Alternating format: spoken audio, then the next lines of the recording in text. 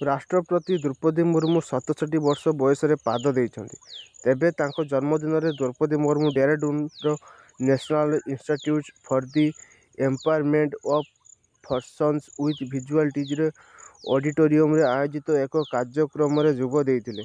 ଏହି କାର୍ଯ୍ୟକ୍ରମର ପ୍ରତିଷ୍ଠାନରେ ଦୃଷ୍ଟିବାଧିତ ଛାତ୍ରମାନେ ରାଷ୍ଟ୍ରପତି ଦ୍ରୌପଦୀ ମୁର୍ମୁଙ୍କ ଜନ୍ମଦିନ ଅବସରରେ ଅଭିନେତା ଆମିର ଖାନଙ୍କ ଚଳଚ୍ଚିତ୍ର ତାରେ ଜମିନ ପର ଏକ ଗୀତ ଗାଇଥିଲେ। ରାଷ୍ଟ୍ରପତି ଦ୍ରୌପଦୀ ମୁର୍ମୁଙ୍କ ଭାବପ୍ରବଣ ହେବାର ଦେଖି ପଛରେ ଠିଆ ହୋଇଥିବା ସୁରକ୍ଷା କର୍ମୀ ତାଙ୍କୁ ଏକ ରୁମାଲ ଦେଇଥିଲେ। ରାଷ୍ଟ୍ରପତି ଛାତ୍ରଛାତ୍ରୀଙ୍କୁ ସମ୍ବୋଧିତ କରି କହିଥିଲେ ଯେ ମୋ ଜନ୍ମଦିନ ଅବସରରେ ମୁଁ ଏଠାକୁ ଆସି ବହୁତ ଖୁସି। ଯେତେବେଳେ ମୁଁ ପିଲାମାନଙ୍କୁ ଗୀତ ଗାଉଥିବାର ଦେଖିଥିଲି ମୋ ଆଖିରେ ଲୁହ ବନ୍ଦ ହେଉନଥିଲା। ଏହି ପିଲାମାନେ ସେମାନଙ୍କ କଣ୍ଠରୁ ନୁହେଁ ହୃଦୟରୁ ଗୀତ ଗାଉଥିଲେ। ମୁଁ ଅନୁଭବ କରିଛି ଯେ ସରସ୍ୱତୀ ସେମାନଙ୍କ କଣ୍ଠରେ ବସିଛନ୍ତି।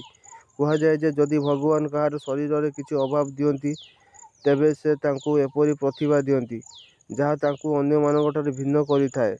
ଏମିତି ଭିଡ଼ିଓ ଦେଖିବା ପାଇଁ ଚ୍ୟାନେଲ ସହ ଯୋଡ଼ି ହୁଅନ୍ତୁ। ଭିଡ଼ିଓଟିକୁ ଲାଇକ୍ କରନ୍ତୁ, ସେୟାର କରନ୍ତୁ ଏବଂ ଚ୍ୟାନେଲକୁ ସବସ୍କ୍ରାଇବ୍ କରନ୍ତୁ।